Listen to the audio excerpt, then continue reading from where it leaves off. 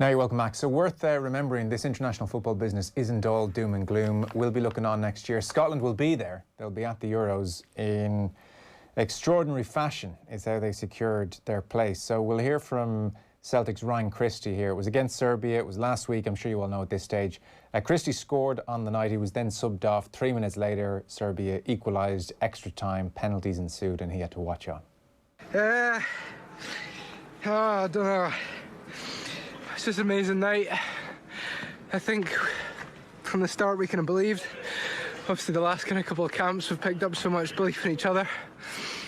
The Gaff mentioned it before the game, that kind of Czech Republic came away in the last kind of 10 minutes, and even the way the game went tonight, you know, kind of conceding that late equaliser and still digging in, and then penalties, you know, away from home, and Big Marsh again comes up.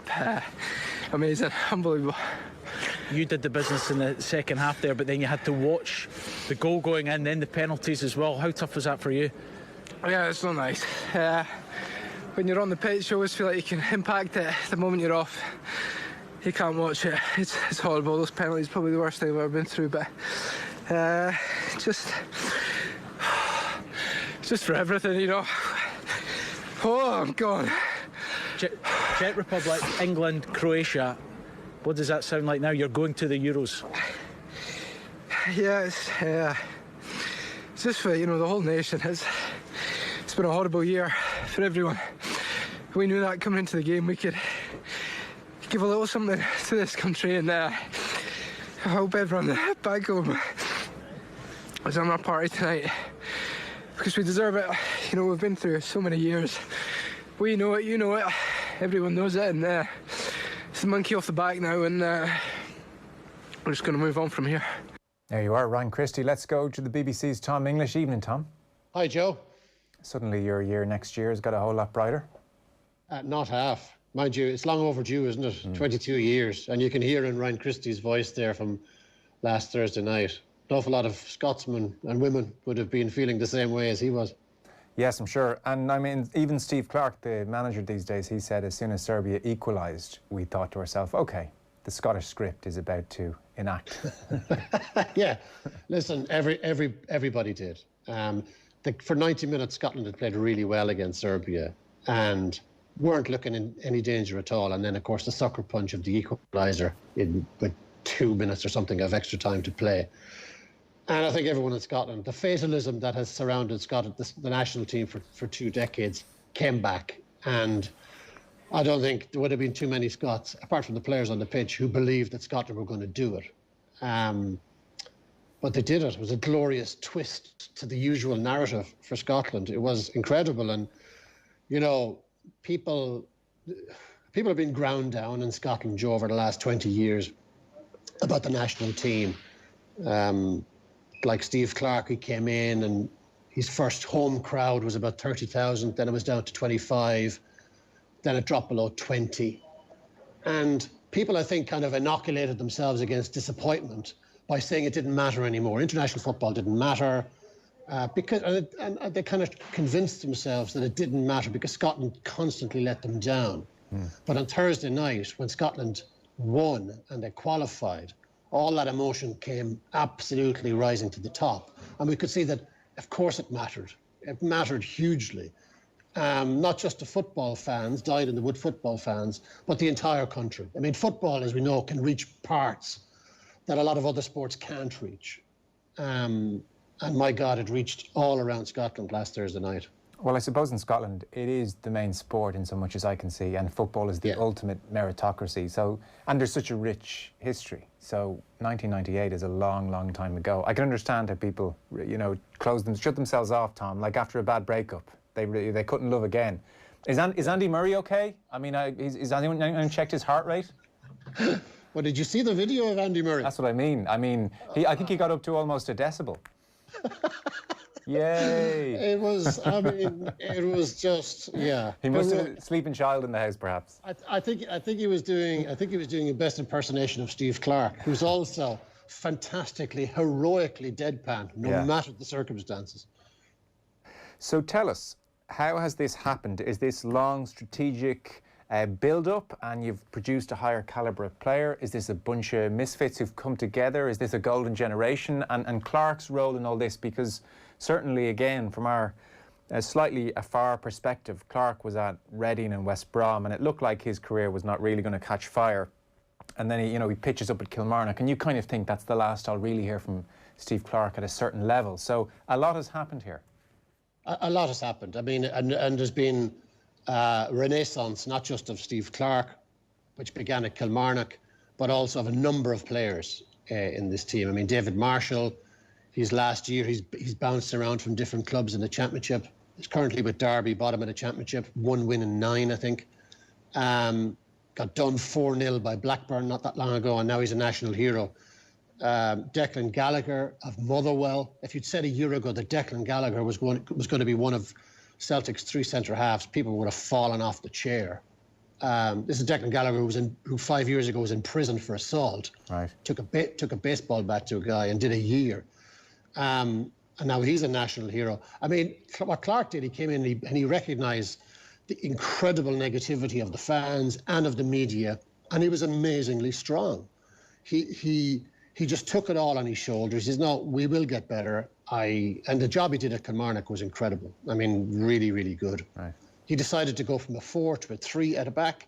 Everyone was against that. He decided to make Scott McTominay his right centre-half. Everyone says, you're mad. He's a midfielder. He turned him into a centre-half. Brought in Gallagher. Everyone says, it's a Motherwell centre-half. Gallagher's been tremendous. Converted Tierney from a left-back to a left centre-back, which allowed Andy Robertson to play left wing-back.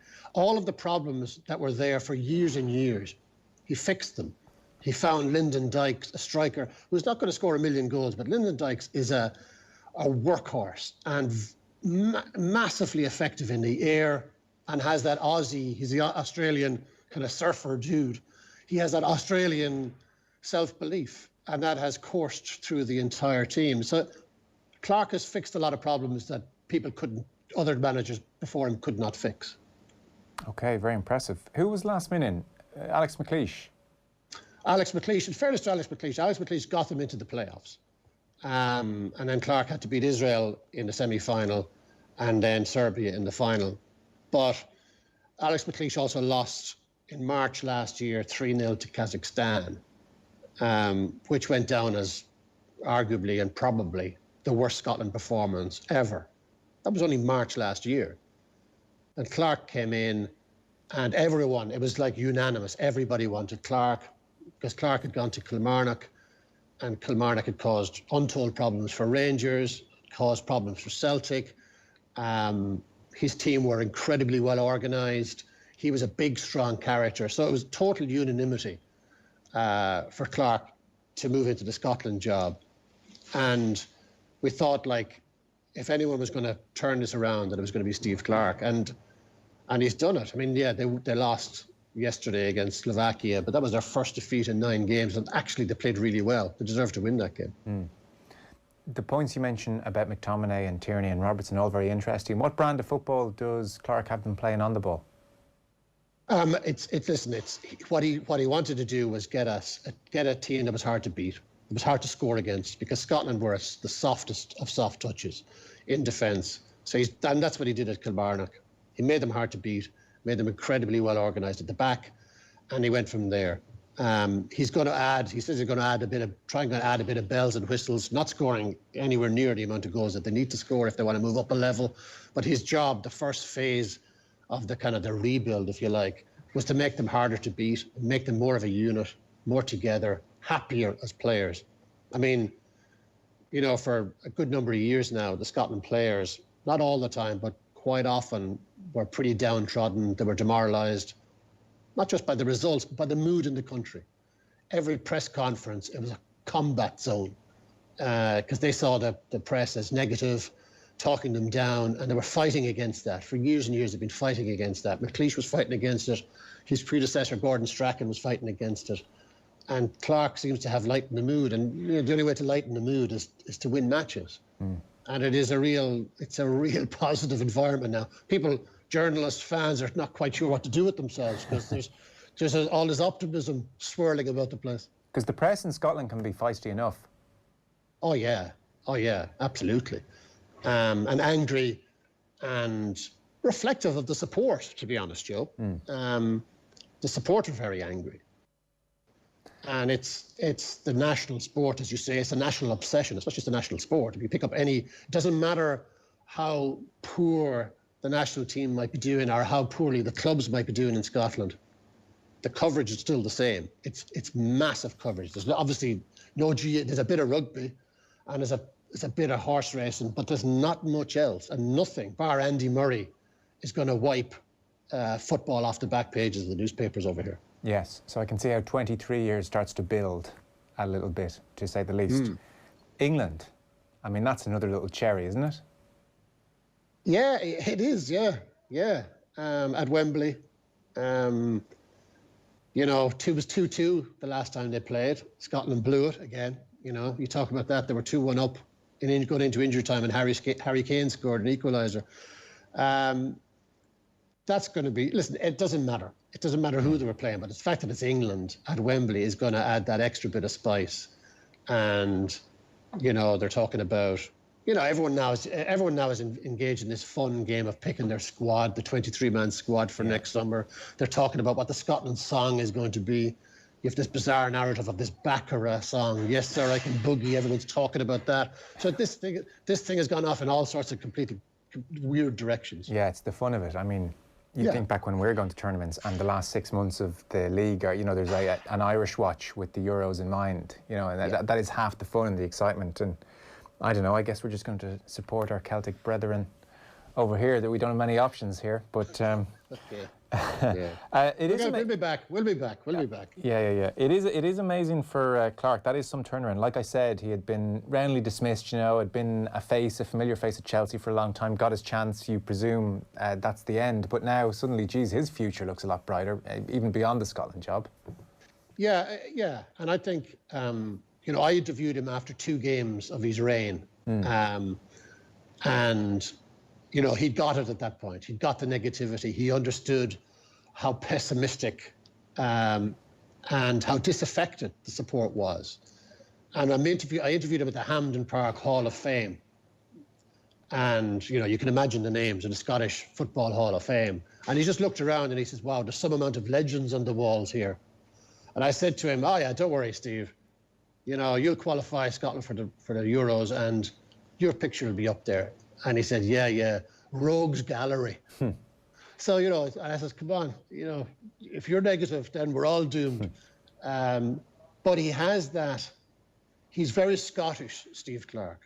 You know, I'm not comparing him to the great Scottish managers of the past, but he has that toughness.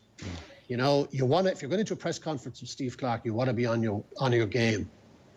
And he has passed that toughness, that mental strength, that self-belief onto his players. It's remarkable. When you look at the team that beat Serbia the other night, he's got 2 Motherwell defenders in that team. He's got Declan Gallagher and he's got Stephen O'Donnell playing right wing back.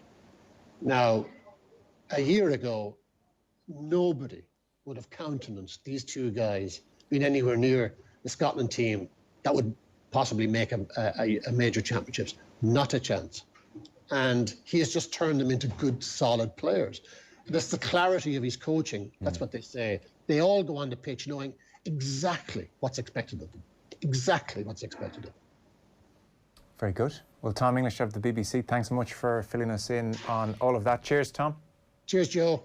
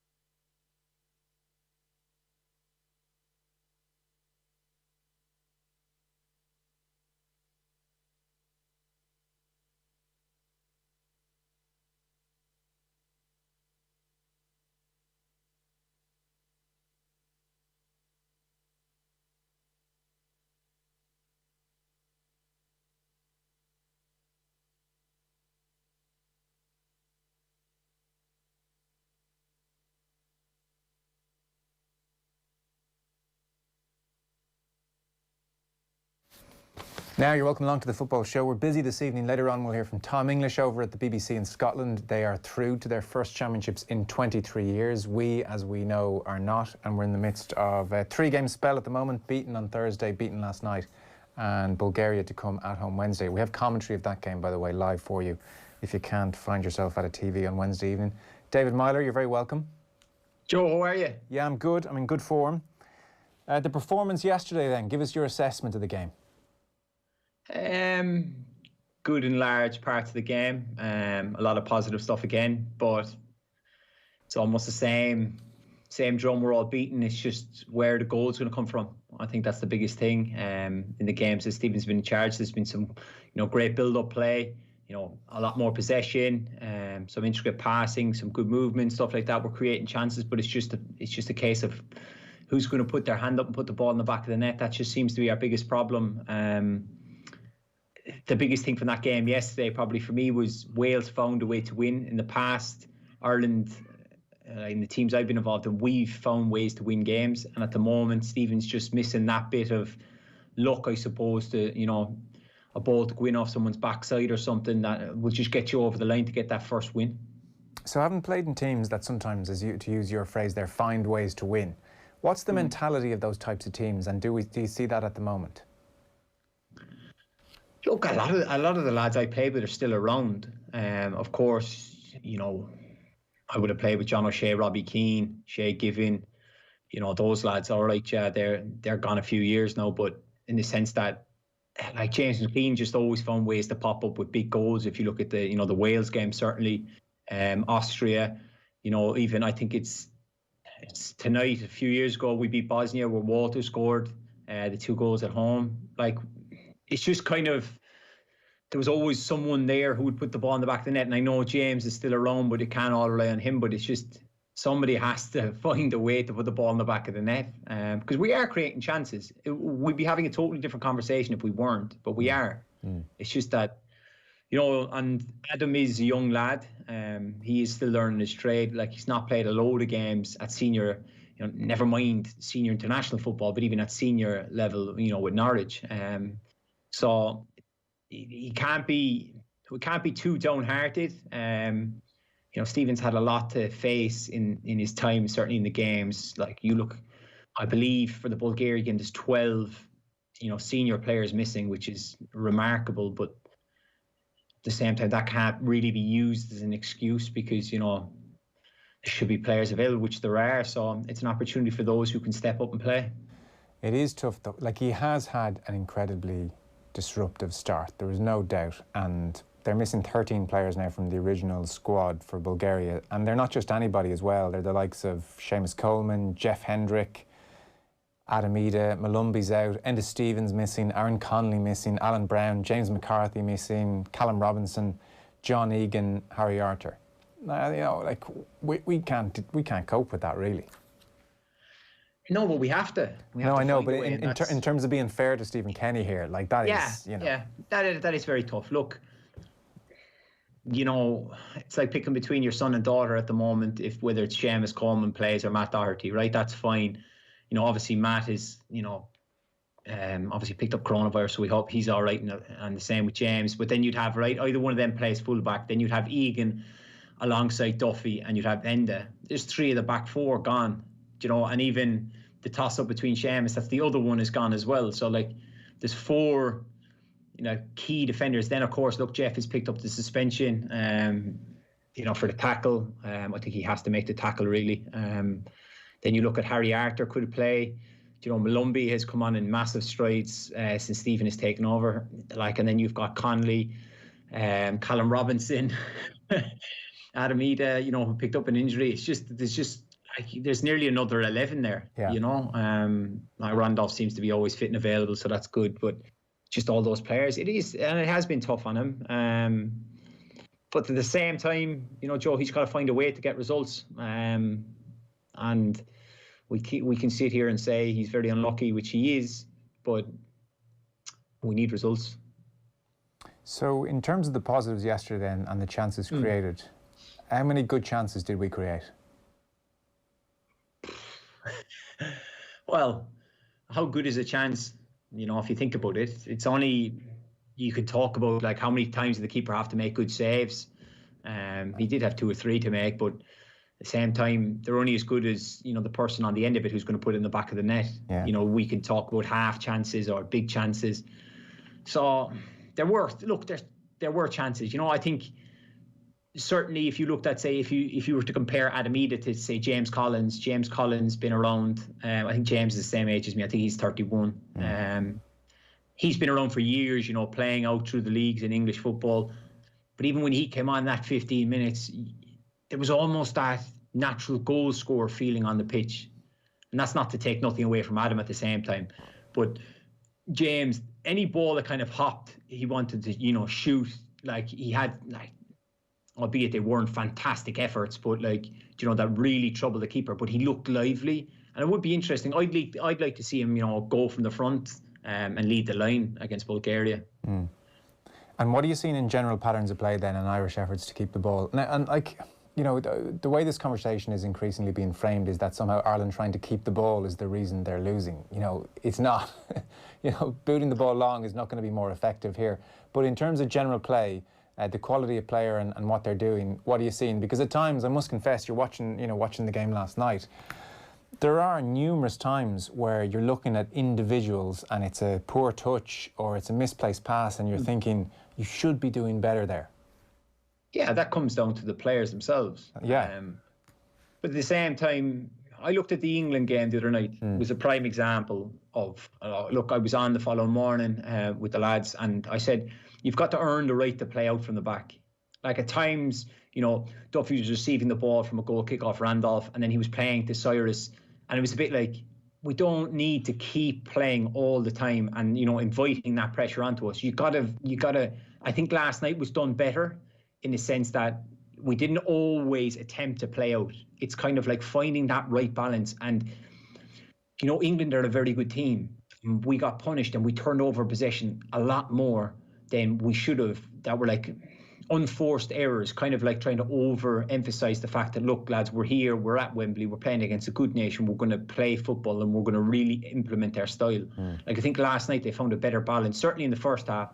I think they just, you're talking there about, yes, the touches, it's kind of, there's small little margins that players, you know, themselves will have to improve on. And they will have to because the Kenny plan doesn't work unless they do that, unless they bridge that gap. And well, not only the Kenny plan, but no plan works. True, but we're talking about Stephen Kenny here. Yeah, no, I accept your point. No plan works. I mean, if we're going to play football, we have to play football. The interesting question is going to be whether over the next couple of games, and again, you know, the clock is starting to tick because World Cup qualification is around the corner, but over the next couple of games, as players become a bit more used to things, will that side of their games improve and suddenly a bit sharper, a bit more used to it, a bit more comfortable in those situations? Or will there just be some kind of ceiling and there will be an inconsistency to their touches and their passes because they're being put under pressure by other world-class players, and there is just a limit to the players we have at the moment? Well, I wouldn't say there's a limit to the players we have. I think if you stop and, you know, step back and look at the bigger picture here, right? Are all of our players playing week in, week out? And the answer is no. And that does factor into, you know... But isn't that because there is a limit to them? You know, there's a reason they're playing where they're playing or not playing. Like, we have to be realistic and we have to, you know, talk about things honestly. I 100% agree. But I definitely, you know, like when it comes to them playing, if lads are coming in, like the big example I'll use, right, with Shane Duffy, right? And I know he's come into some criticism recently, and you know, I'm not here to bash Duffy, but in the first games under Stephen's tenure, you know, Duffy was a bit all over the place. Then he went to Celtic and he got himself into a bit of a rhythm, got himself into a bit of form, you know, got playing games. Now, look, it hasn't gone fantastically well for him in the last 2 or 3 games. He'd be the first to admit that himself. But you could see the progression in him from playing games. At the same time, we have a lot of lads that aren't playing enough games, so that when they come away with, you know, with Stephen and Keith and Damien, that they're ready for the games. You know, that's the big thing. If you're playing regular football, then it just kind of flows from one into the next. But like if you looked at the minutes of some of the players that are playing, they've not played significant football with their clubs. So then when you come away, you're going to struggle because you're not match fit, you're not match sharp.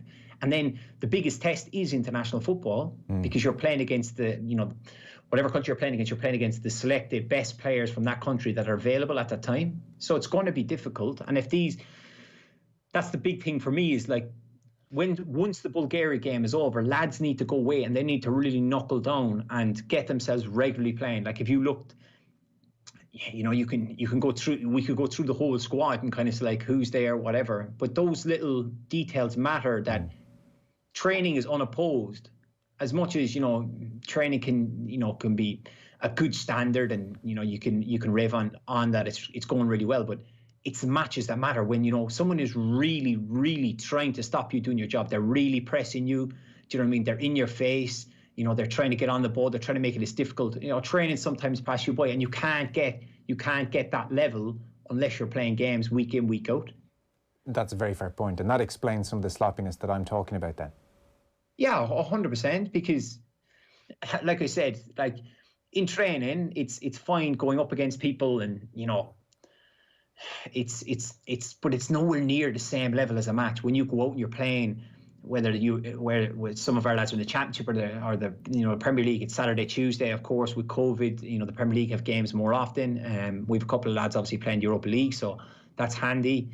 But you can certainly tell the lads, in my opinion, who have played a lot of football, who are that bit sharper and that bit more switched on, opposed to the lads who haven't. Ida, for instance, is not really getting many minutes, well, that's the big thing for Adam. Yeah, that is the big thing for Adam, and he needs to find a way to get more minutes. And have you liked, him being given his chance of late? Like what we're seeing at the moment on Kenny's part is an investment here in Ida, and there's definitely some short-term pain for sure. But I mean, I'm not sure what his alternatives are. Yeah, it seems. Look, I like Adam. I think he's a good young player, and I think he's going to have a fantastic career. Please God, he'll score tons and tons of goals for Ireland. But at the same time, he's learning his trade, and Stephen is giving him experience, which will only benefit us in the long run. It's one of those that you'll have your negative nanny sitting, kind of going, well, we've got this 19-year-old leading the line. Is he going to score? He's not playing. But at the same time, how many other strikers are knocking on the door to say like, well, put me in ahead of him? We don't have that. David McGoldrick is now retired, who probably would have been the one that was, Adam would have learned off him, but now Adam has been thrown into the deep end. And look, it's going to be tough for him, but he certainly in the games he's played, he's coming on, he's getting better. But the big thing, even for someone like Adam, is he needs to get back to Norwich and find a way to get into the team to be playing regular football. Because the thing here, so 6 games and no goals, we're at a strange, it's almost like statistical anomaly point here. But if you stretch that out, that what's going on at the moment just out a little bit longer, like post Robbie Keane, we've always struggled for goals. Like you mentioned McLean, he hasn't scored since the Martin O'Neill era. It's not just under Stephen Kenny. Over the last 3 seasons, I was reading today in the Irish Examiner, Ireland have scored 3.5 seasons. Ireland have managed 20 goals. Shane Long hasn't scored, for instance, in 4 years. This is a post-Robbie Keane problem far more than it is a Stephen Kenny creation at the moment. Yeah. Maybe as much as we all appreciate Robbie, but maybe we didn't appreciate him enough. We appreciated him massively, and it wasn't even close to enough. Yeah, do in the sense that I think off the top of my head, I think Robbie's 147 caps, 68 goals, which is outrageous, which is unheard of. But even so, I know you brought up Longy there. Shane didn't feature much under Mick, didn't play toward with Martin at the back end of Martin's management, and then he's not really been involved with Stephen. So I think it's a bit unfair. But at the same time, you're right. His goals per game isn't the issue, but the fact he's not featuring for a reason. It's an example, that we just haven't had anyone step in. I know, and that's the worrying thing. If we were defenders, we could kind of say, well, you could teach a fella, but at the same time, strikers it's an art, to be able to be in the right place at the right time, to be able to put the ball in the back of the net. And at the moment, we don't have someone to do it regularly.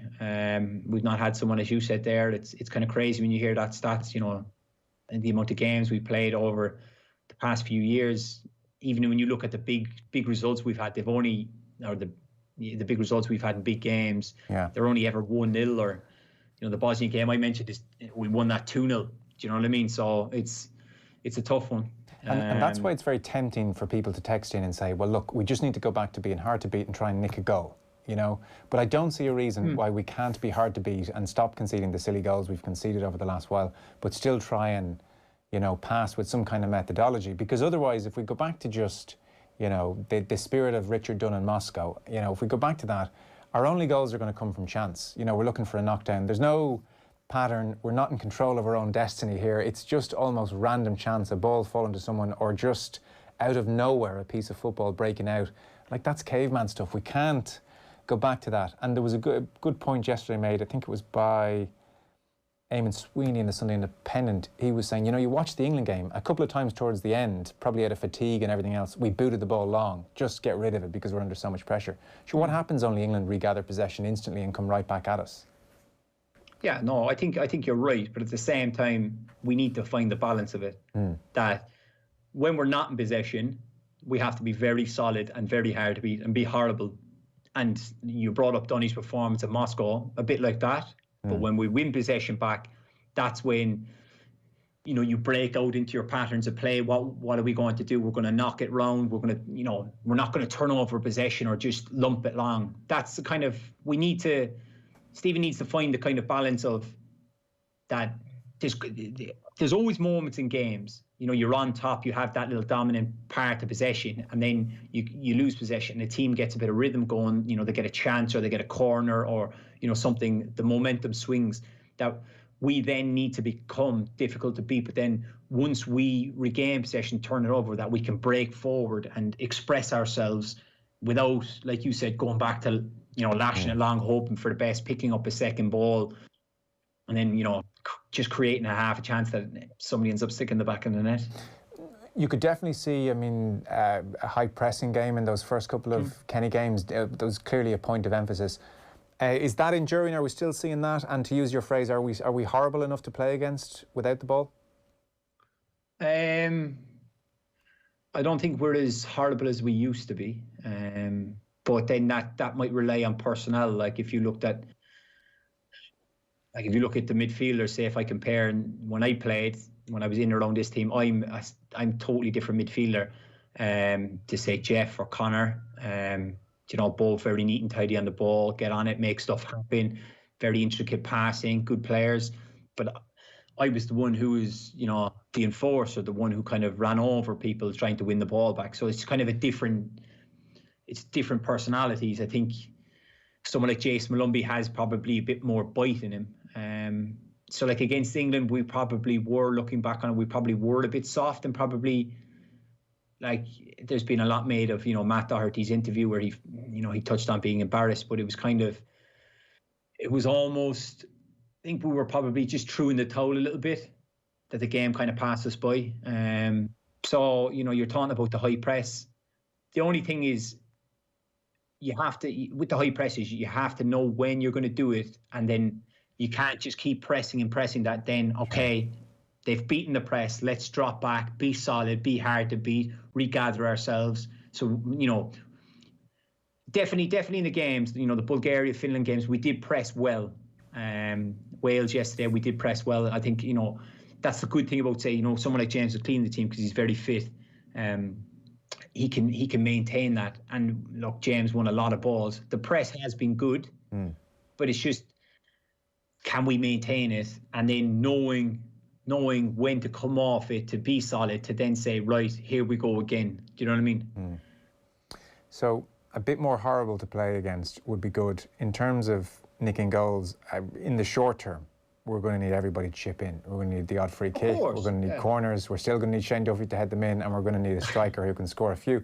The patterns, though, do you like what you see there? The way we're moving it. It's not ad hoc stuff. You're seeing players who know what they're meant to be doing, and the team who knows how they're trying to manipulate the ball and the opposition. Yeah, well, you say that as almost as if, when I played under Martin or whatever, the lads who played under Mick, like that we didn't know what we were doing. We did. I think with the way they're playing, yes, they do know what they're doing. But they should know what they're doing. They're international footballers. It's a case of they've got to go out. I think what Stephen is re-emphasising is the playing, that the players have to take on the responsibility, that you can't just allow, for argument's sake, if Randolph gives the ball to Duffy, if he faces a bit of pressure, he needs 2-3 options so people can pass him the ball, that we can't just allow him to smash the ball up the pitch, that we've got to take responsibility to make those angles. The biggest thing that you always hear ex-professionals talk about, being brave isn't necessarily going and tackling someone. It's about going and getting on the ball when someone is breathing down your neck to help your mate out. And I think we have done that. I think we've been better at it. Certainly in my time, there could have been more of it, definitely. But over the last few games, there definitely, there's been a lot of bravery. And I think the one player I'd single out that I've been impressed with is Jeff Hendrick. Yeah, he's getting a lot of criticism. He's been much better. Do you know what the thing is? All those people who give him criticism, you look at him, right, in the sense that he goes and he gets on the ball everywhere. Now, yes, does Jeff give the ball away? Yes, he does, right, fine. But Jeff is always the one trying to get the ball off the centre half. He doesn't hide. He goes and gets it. He tries to make things happen. Yeah. He's done that, look, for years. But that's the thing. He's now being, Stephen's deploying him in that deeper role. But he's getting on the ball a lot, and he's trying to make stuff happen. Yeah. And he's going to lose possession. Of course, some of the areas, there was certainly the one yesterday, I think it was Dan James nicked it off and he turned in, and he had the swipe out of him. Probably not the best area for Jeff to lose the ball, but at the same time, I think to him, fair play. He's really buying into what Stephen wants, and he's trying to be the man that controls the game for Ireland, who dictates the tempo, and he's making a huge effort at it, whereas other lads aren't doing the amount he is, and the criticism he gets is totally unfair. Sometimes you're better off just hanging out in the background and not being as noticed. But you saw glimpses of his quality too. That little dink over the top for Horgan at Wembley, and that's where you want. That's where you presume the likes of Damien Duff and Keith Andrews and Stephen Kenny are just saying to Adam Ida, you need to be on the end of that. Come on, let's got to get there. Here, so we're in the midst of growing pains at the moment. To wrap this up, I'm afraid of the answer to this, because if I was to say to you, say you were on an opposition team to Ireland at the moment. Yeah. Quite a lot of opposition teams would much rather Ireland are playing this nice ball at the moment than if Ireland were just rolling the sleeves up. We're going to kick lumps out of you, and we're just going to keep piling the ball up to the big lad up top and look for second balls off him for 90 minutes, and it's going to be war. I suspect a lot of opposition teams would say, oh, that would be a nightmare 90 minutes. But the point we're making here is that has a lower ceiling ultimately. That has a shorter shelf life ultimately, is it? Well, I think if the big thing I take, right, would be the post-match interviews yesterday. I saw Ben Davis speaking and I saw Gareth Bale speaking. And they both said we knew what kind of game it was going to be. It was going to be, a tougher game. Even when I go back to, the draw at the Aviva, Aaron Ramsey spoke after and he said we knew how difficult they would be to play against us.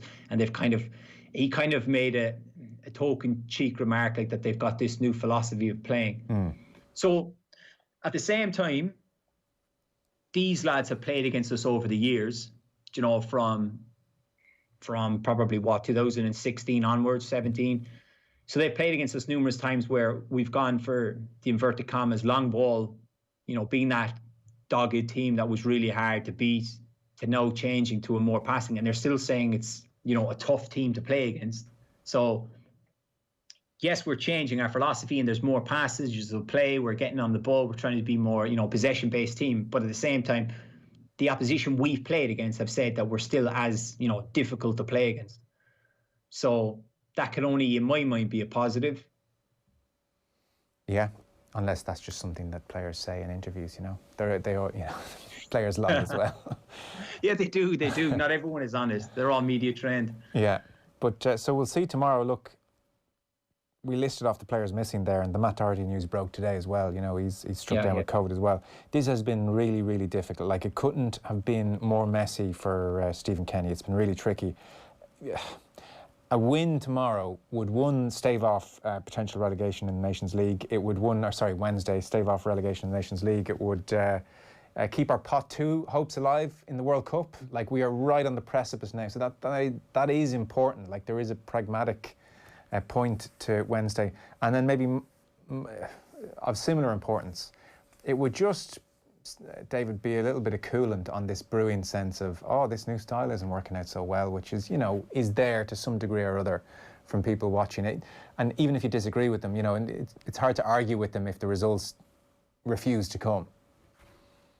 I think the big thing about tomorrow night's game is Wednesday. What day? What are we both at here? Sorry, I know. My fault. Wednesday. It's Monday. It's Monday, everyone. Unfortunately, it's still Monday. Oh no, sorry, apologies. I think the big thing about the Bulgaria game is I want them to get a result, because every time I listen to, you know, one of the players speaking, or, you know, even Stephen, the manager, there's just that sense of, you know, frustration that we've not been able to get a result when the performances have warranted results, that they've not been able to get one. And I just want them to get one, to kind of get that one off the shoulder, that it's done. You know, somebody has scored a goal, and then it's a case of we've won a game, and then that lift that will give it, you know, give the group going into the March, when the World Cup qualifiers start, and that it's kind of, regardless of, look, it won't be great to be relegated. Of course, look, if we're pot 3 rather than pot 2, that's, you know, we're more inclined to get, you know, bigger nations, of course, which would make the qualifying group a lot tougher. But at the same time, I just want them to get the win for the fact of, I think the group deserve it. They've been doing well, and, you know, there's just been so much. Well, there's been negativity around the place, from all different angles, and I think they've deserved the result over the way they've played, and, you know, in the games. And look, I just hope that Wednesday night is the time that they can get it. Yeah, it'd be great. It'd be great. Excellent as always, David Meyler. Thanks so much. Cheers, Joe. Cheers. David Meyler there, giving us his thoughts on where Ireland are. We have that game again live on Wednesday. Hopefully it's an Ireland win at last. And we have Tom English from Scotland. They're obviously going to the Euros. We'll talk to Tom English next over on BBC Scotland.